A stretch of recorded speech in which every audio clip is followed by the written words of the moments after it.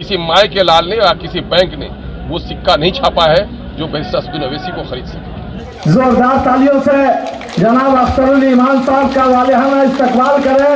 अख्तरुल ईमान जिंदाबाद, बैरिस्टर असदुद्दीन ओवैसी जिंदाबाद, आदिल हुसैन आजाद जिंदाबाद, मोहम्मद कलाम जिंदाबाद, MIM जिंदाबाद।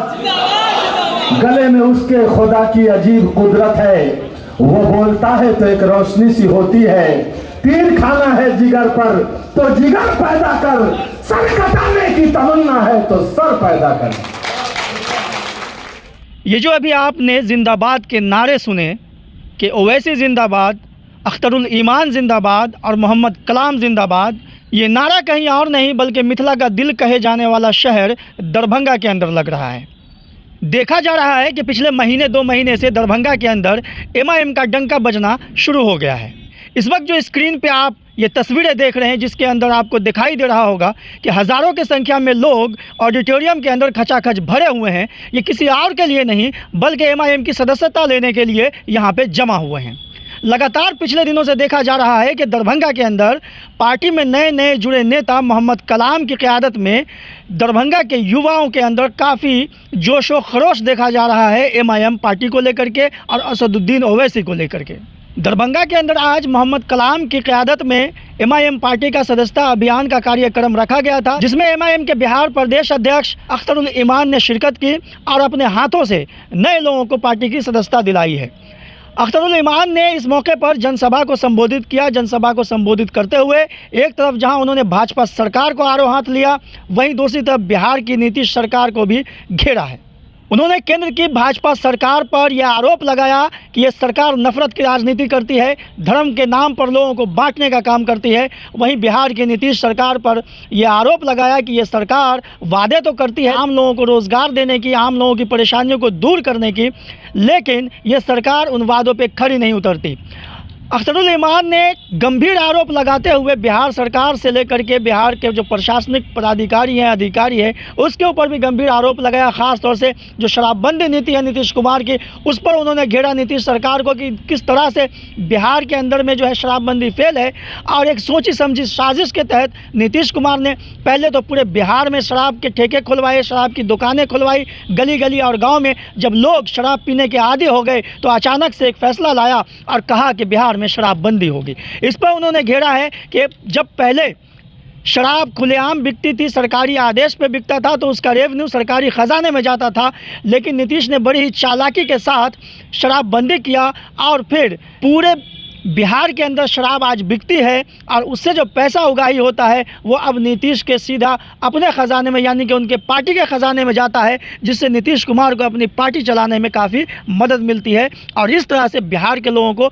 शराबबंदी के नाम पर ठगा जा रहा है। तो ये गंभीर आरोप लगाते हुए उन्होंने अपनी बातें कही हैं।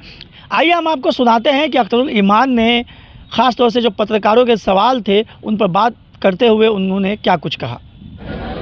बिहार में कांग्रेस एक तरफ है, बीजेपी एक तरफ है, आप लोग कहाँ? हम लोग अपनी जगह पे हैं। कोई एक तरफ है, अभी एक तरफ वालों का अभी तमाशा देख लीजिएगा, टिकट के बांटने तक किधर रहते हैं। अगर तो कोई 2 आदमी मिलकर 2 और 2 5 जोड़े और मैं अकेले 2 और 2 4 जोड़ूं तो क्या मेरा जोर गलत हो जाएगा? कोई एक समूह निकल कर जाए, एक बड़ी गाड़ी में बैठकर पूरा तरफ चले और मैं तनहा पैदल चलूं तो दिल्ली कौन पहुंचेगा? आदमी का सम सही होना चाहिए। हम समूह से घबराने वाले नहीं हैं। आप यही हम लोग दिखाना चाहते हैं कि हमें से जो लोग ये कहें अक़लियतों को वोट को लेकर जिन लोगों ने अपनी सरकार बनाई, चाहे वो राजद हो, चाहे वो जदयू हो, चाहे वो कांग्रेस हो, आज जब हमारे एग्जिस्टेंस को मानने के लिए तैयार नहीं है, क्यों? हम सिर्फ वोट देने के लिए जन्म लिया है हमने? हम कहाड़ हैं कि अपने कंधों पर सर की डोली ढोते रहेंगे? हमको हिस्सा नहीं मिलना चाहिए क्या? बापू ने यही सपना दिखाया कि देश आज़ाद होगा तो जिसकी जितनी आबादी उसकी उतनी हिस्सेदारी। ये लोकतंत्र का मूल मंत्र भी है और आप कहीं हिस्सा नहीं देना चाह रहे हैं। ये इन्हीं लोगों को डर लग रहा है कि बैरिस्टर असदुद्दीन ओवैसी हो या बैरिस्टर असदुद्दीन ओवैसी का कोई कारकुन, वो जुल्म को ठंडे पेटों बर्दाश्त नहीं कर सकता है। वो हक और इंसाफ की बात करेगा। घर चाहे दलित का जले, चाहे ब्राह्मण का जले, हिंदू का जले, मुसलमानों का जले, वो आवाज़ उठाएगा। उसका नाम MIM है, इसलिए MIM से सबको डर लगता है। सर, तो 2024 के चुनाव में आप लोगों की पार्टी की क्या रणनीति होगी? देखिए, गठबंधन में हम लोगों ने 2019 में भी पटने में प्रेस कॉन्फ्रेंस करके कहा था कि साहब बीजेपी को अकेले कोई पार्टी राष्ट्रीय स्तर पर भी राज्य स्तर पर भी हराने के लायक नहीं है। इस वक्त एक लार्जर अलायंस बनाने की जरूरत है। अगर इस अलायंस में हमें शामिल होने के लिए कहा जाएगा तो हम अपने शर्तों के साथ उसमें शामिल होंगे। अगर कोई मेरे साथ शामिल होना चाहे तो मैं उनका भी इस्तेमाल करता हूँ। और जतिया होगा कि कुछ लोग हमारे साथ आए भी और इन लोगों ने हम लोगों को उस वक्त भी चारा नहीं डाला और आज भी उनको हमसे परेशानी है। उनको हमसे परेशानी है कि मदरसा अजीजिया में आग लग जाती है, सब कोई मुंह में पट्टी बांध के रखता है और MIM ही आवाज लगाती है। कहीं पर भी रिजवी की गर्दन काटी जाए या रामू की गर्दन काटी जाए, गुलनाज को जलाया जाए या सनोवर के गले को दबाया जाए, मदरसे को जलाया जाए या शमशान पे लड़ाई हो, आवाज तो MIM उठाती है। तो इससे परहेज करो। ये लोग इसी वजह से हमसे परहेज कर रहे हैं। नतीजा ये हुआ कि मजबूरी में हमको अब तीसरी राह निकालने की जरूरत आन पड़ी है। हम थर्ड अलायंस के लिए वो कर रहे हैं, हम तीसरा विकल्प हम तलाश कर रहे हैं। भाजपा और सर कांग्रेस की जो गठबंधन जो बन रही है उसको लेकर दो जगह आज मीटिंग चल रही है, किस नजरिया से आप देखते हैं? ये सत्ता बचाने वाले कुछ लोग हैं और कुछ सत्ता पाने वाले लोग हैं। देश की जनता के हितों के बात करने वाले कोई नहीं है। अब भाई नीतीश कुमार के बारे में तो लोग भी जानता है, पॉलिस कितना भी लगा ले, पलट पलट कर जो अपने वादों से फिर गए हैं, जो अपने वचन से मुक्त हो गए हैं, जो वादा करके लोगों को धोखा दिया है, जो उसका नाम नीतीश कुमार है। देखिए, मैं अकेले ही चला था जानिबे मंजिल, मगर लोग आते गए, काफिला बनता गया, कारवां बनता गया। आप मुझको 2015 में दरभंगा में देखे थे इस तरह, आज दरभंगा में किस तरह देख रहे हैं? तो ठीक इस तरह 2020 के इलेक्शन में जैसा नहीं देखे थे उससे बहुत बेहतर अच्छा 24 और 25 में दिखेगा। सर, मिथिलांचल में कितने सीट पर जो है सो आपकी पार्टी? हम लोग हर जिले में अपने संगठन को बना रहे हैं। हमारे youth president Adil Hasan advocate साहब हैं, वो इंचार्ज बनाए गए हैं, हर जगह संगठन को देख रहे हैं। हम संगठन के अनुरूप ही और कैंडिडेट के अनुरूप ही आगे का फैसला करेंगे। अभी हम लोगों की कई घटक से बात भी हो रही है ताकि हम सीट एडजस्टमेंट की बात भी कर सकें। ये समय आने पर सारी बात बताएंगे। सर, मिथिलांचल का हट दरभंगा को कहा जाता है, तो क्या दरभंगा से आपकी पार्टी उम्मीदवारी देगी? तो आखिर किस काम के लिए? किसान जो खेत जोतता है फसल बोने के लिए नहीं, ये जुताई तो खेत की इसीलिए होती है ना, फसल बोया जाए। यकीनन है, यहाँ से भी लड़के लोग। सर, एक चीज और है, आपको बीजेपी की बी पार्टी भी कहा जाता है। कौन क्या कहता है? बाकायदा ये ठप्पा आप पे लगाया जाता है विपक्षियों के द्वारा। इनके जरिए से चांद पर कोई थूकेगा तो उसी का न चेहरा गंदा होगा, थूक पाएगा। बैरिस्टर असदुद्दीन अवैसी के बाप की तारीख पढ़ लीजिए, बैरिस्टर असदुद्दीन की तारीख पढ़ लीजिए, बैरिस्टर असदुद्दीन के एक अदना सा वर्कर का वो आप देख लीजिए मिजाज। बीजेपी को न कल पसंद किया था, न आज पसंद किया है, न उसकी आने वाली नस्ल का ही पसंद करेगी। हम धर्म की बुनियाद पर उन्माद फैलाने वाले लोगों को कभी हमने पसंद नहीं किया, हमारे पूर्वजों ने किया है। किसी माय के लाल ने या किसी बैंक ने वो सिक्का नहीं छापा है जो बैरिस्टर असदुद्दीन अवैसी को खरीद सके। MIM के वर्कर को भी दिल को आप चीर कर देख लीजिए, वहाँ पर चंद लोग हैं, दोगले आ जाते हैं कहीं पर, उसकी बात हम नहीं कहते, लेकिन जो ईमानदार समर्पित वर्कर है वो कभी भी नहीं चाहता है कि इस देश में बेईमानों के हाथों में सत्ता जाए। और आज ये बुखलाहट है, ये जुमले किसने हैं?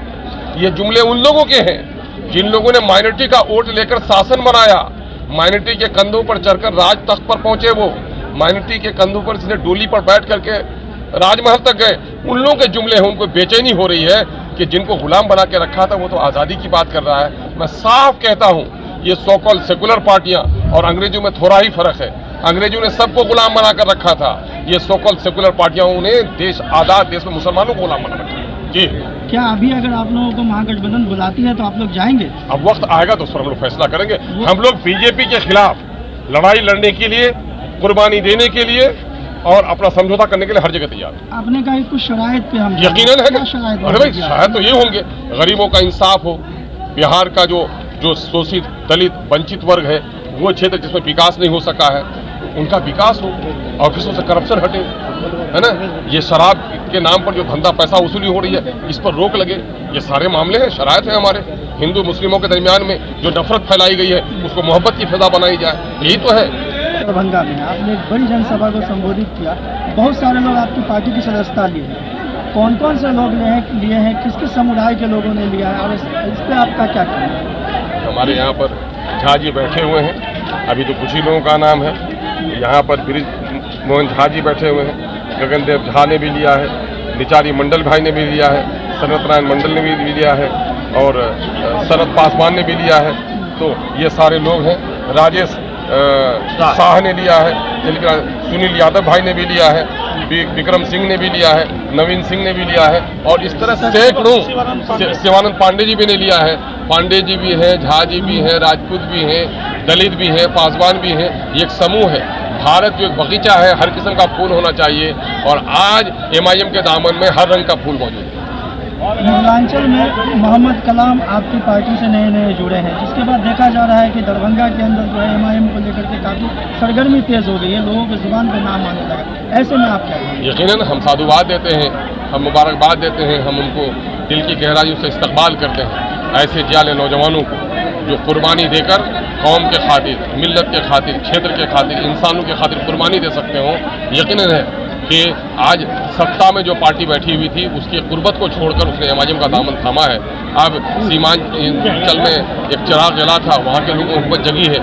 यहाँ पर चिराग जलानी मिथिलांचल में कर रहे हैं, तो मिथिलांचल के नौजवानों को, बुजुर्गों को कहेंगे कि एक जाले नौजवान ने इनकलाब का सफ़र शुरू किया है, उनके साथ जुड़िए और आगे बढ़िए। इस वीडियो को लाइक करें, हमारे चैनल को सब्सक्राइब करें और बेल आइकन जरूर प्रेस करें